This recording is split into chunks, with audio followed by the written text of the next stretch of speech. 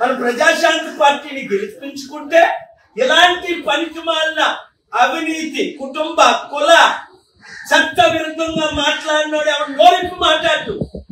Democracy అంటే అర్థం ఏంటి? ఫ్రీడమ్ ఆఫ్ స్పీచ్ ఆర్టికల్ 19 ఉందని పిచ్చి కుక్కలాగా వాగడమా డిఫెన్స్ చేస్తూ? కనుక దీన్ని నాట్ ఓన్లీ నేను తీవ్రంగా ఖండిస్తున్నాను, చట్టపరంగా అన్ని విధాల 72 గంటల తర్వాత నేను యాక్షన్ తీసుకుంటాను. కేసు ఫైల్ చేస్తాం. ఇప్పుడు 15 కేసులు ఫైల్ చేసాం, 15 గెలిచాం. కేసీఆర్ మీద కేసులు ఫైల్ చేసాం. కామారెడ్డి కేసీఆర్ కన్నా సురేఖ మీద రాహుల్ గాంధీని ఏ విధంగా డిస్క్వాలిఫై చేశారో అలాగే డిస్క్వాలిఫై చేయమని కేసు ఫైల్ చేస్తాం. డిఫమేషన్ కేసు ఫైల్ చేస్తాం.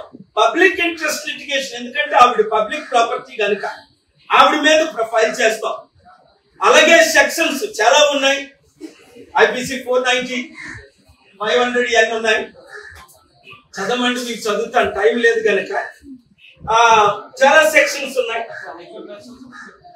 పరిస్థితిని బట్టి వీలైతే అక్కడ ఇప్పుడు 72 గంటల తర్వాత కోర్టు సెలవులు ఉన్నాయి కనుక అక్టోబర్ 14 వరకు అది మ్యాటర్ హౌస్ మోషన్ కాదు కనుక 14 తర్వాత తెలంగాణ హైకోర్టు జ్యూరిడిక్షన్ ఉంది, వేస్తాం. లేదంటే సుప్రీంకోర్టులో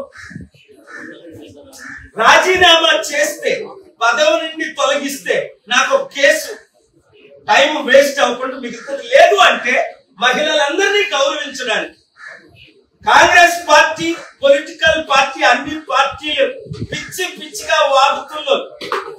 ట్రంప్ ఏదో 2-3 మాటలు పిచ్చిగా వాగితే ఆయన్ని ఇంపీచ్ చేసి పడేశారే.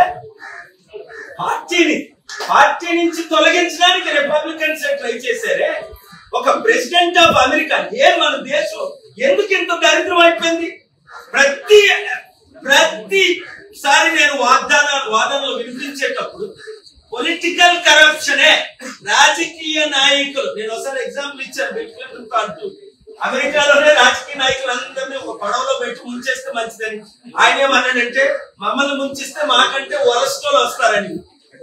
సో ఇప్పుడు మనం ముఖ్యంగా తెలుగు రాష్ట్రాల్లో ఈ పనికిమాల రాజకీయ నాయకులందరినీ ముంచారంటే 7569441275 ప్రతి ఒక్కరు సర్పంచులు ఇండిపెండెంట్ రండి, కలిసి రండి. లేదా నష్టపోయింది మీరే.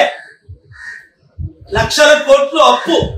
ఇప్పుడు చూడు, పొంగులేటి శ్రీనివాస్ రెడ్డి అదానితో ఏ డీల్ పెట్టుకున్నాడు? ఇంత సీక్రెట్ గా కలవాల్సిన అవసరం ఏంటి?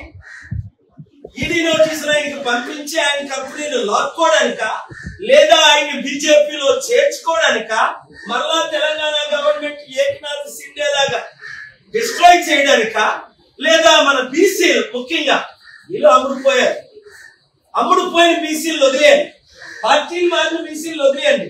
నేనున్నాను మీకు బీసీగా. మన 60% ఉన్న బీసీలను నడిపించడానికి క్రిస్టియన్, ముస్లిం, ఎస్సీ, ఎస్టీ మైనారిటీ మనతో ఎలాగా ఉన్నారు. బీసీలను ఏకమైతే దేశం బాగుపడుతుంది.